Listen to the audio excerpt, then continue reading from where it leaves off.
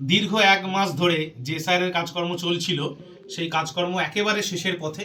মানে আমি মোটামুটি ড্রেস আপ করিয়েই দিয়েছি। এবারে বরযাত্রীরা সব বিয়ের আসরে যাবে আর কি। তো মোটামুটি প্যাকেট বাঁধা হয়ে গেছে এবং আমার 719 ভোটার, আমার যে বুথ হচ্ছে 127-127-এ। তো এই যে এসআইআর করতে গিয়ে প্রচুর লোক প্রচুর চাপের কথা বলেছেন, কোথাও মানুষ কেঁদে ফেলেছেন, কোথাও আত্মহত্যার মতো ঘটনা ঘটেছে।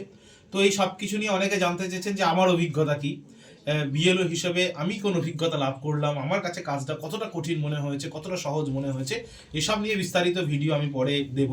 কিন্তু কমিশনের যে 1 মাস সময় ছিল, অর্থাৎ যেটা আগামী পরশুদিন শেষ হতে চলেছিল, কিন্তু যদিও এখন কমিশন আবার 1 সপ্তাহ বাড়িয়েছে, কিন্তু কাজ মোটামুটি আমার 1 সপ্তাহ 1.5 সপ্তাহ আগেই প্রায় শেষ হয়ে গেছিল। 2-1টা কেসের জন্য অপেক্ষা করেছিলাম। তো আজকে মোটামুটি পুরোটাই কমপ্লিট। এরপরে আর দায়িত্ব নেই। এটা একটা বিরাট দায়িত্ব, 719টা ভোটারের ফর্মকে আগলে রাখা। তো আগামীকাল বরযাত্রীর গাড়ি বেরিয়ে যাবে বিয়ের বাসরের উদ্দেশ্যে। তো দেখা যাক তারপর কি হয়। আপনারা ততক্ষণ সবাই ভালো থাকুন, আর এসআইআর নিয়ে কোনো চিন্তা করবেন না। তো আপাতত বিএলও হিসেবে আমার যে কাজ এখানেই শেষ হলো। অনেক লোককে আমি বকা দিয়েছি, বাড়িতে গিয়ে একটু তাড়াতাড়ি করতে বলেছি। অনেক হয়তো আমার এত কথা বলার স্পিডে বুঝতে পারেননি যে কোথায় কোন ফর্ম ফিল আপ করতে হবে। তবুও মোটামুটি সবাই করেছে। আমি ভিডিওর মাধ্যমে বহু মানুষকে উপকার করেছি। আমি প্রচুর মানুষকে আমায় ফোন করেছেন, তাদেরকে হেল্প করেছি।